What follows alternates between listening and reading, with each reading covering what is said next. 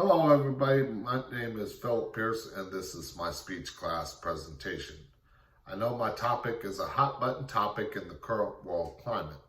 In the speech I will go over the importance of understanding why the erasing of history is a bad thing and my thoughts on what is currently happening in the world. So why now, with everything going on, do people want to erase history, cancel things, and destroy the past?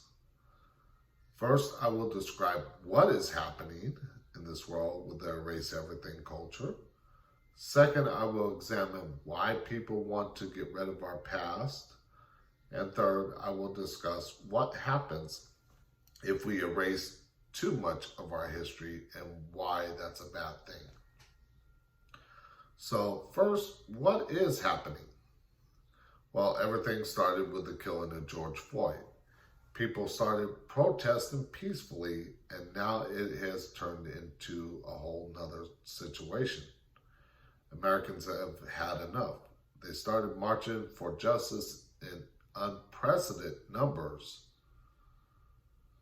but it has turned from marching into rioting, looting, and destruction. They've called for the taking down of Confederate flag, Confederate monuments. Now it is turned into taking away anything deemed offensive. I'm going to state a quote from George Bush they made at the grand opening of the Museum of African American History and Culture. That quote is, "A great nation does not hide its history." Of course, truer words were never spoken. But at what point does it stop? Do we start renaming places like Yale University? Do we take away Washington, Jefferson off our currency? What next? So now that we've covered what is happening, let's talk about why people want to get rid of things from our past. The first thing, of course, is racism.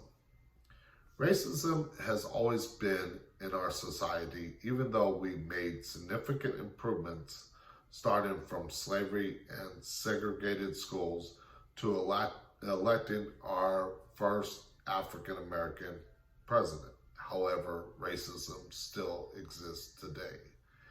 And that goes for blacks and white. It don't matter the color of skin. There is still racism today. Second is slavery. Slavery has gone back further than the American colonies. An example of this is Egypt, the Romans, and the list goes on and on.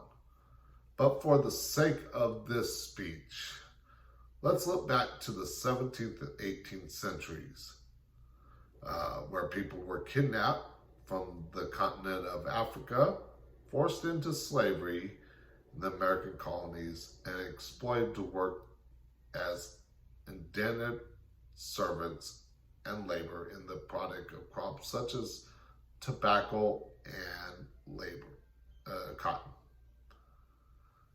It would not end, of course, until September of 1862. Lastly, offensive terms and images. We have all seen the removal of such projects such as Aunt Jemima, but did you know the first black woman on the product was the first black millionaire? The removal of this doesn't stop here, but where does it stop? So now that we looked into the reasons, let's go into what happens if we erase too much of our history. In this part, I will read some quotes from people such as George Orwell, George Santayana, and Martin Luther King Jr. The first quote is from George Orwell in his book 1984, which was actually written in 1949. The quote is, "The most effective way to destroy people is to deny and obliterate their own understanding of their history." What's happening now? The very same thing. The next quote is from George Santayana, who was a philosopher, essayist, poet, and novelist. The quote is, "Those who cannot remember the past are condemned to repeat it." What have we done? We are repeating history. And of course, the last quote is from Martin Luther King Jr., which goes great with this speech. And that quote is, "Darkness cannot drive out darkness, only light can do that. Hate cannot drive out hate, only love can do that."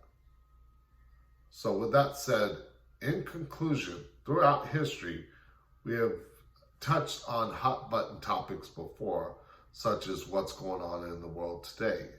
However, we have seemed to have forgotten our past, only to repeat it once again. If we continue down this path of erasing our history, what will our future hold? Now, by me bringing up such a topic in the current climate of things, I want to state that I'm far from anything racist, even though my ancestry was part of that time. I do not hold the same beliefs. I would love to hear your thoughts on this presentation, and with that said, I will end this speech with a quote from Martin Luther King Jr.'s "I Have a Dream" speech.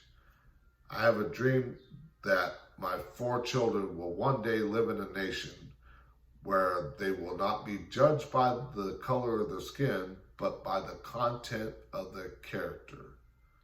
I want to thank everybody for watching. I would love to see your comments below. Thank you.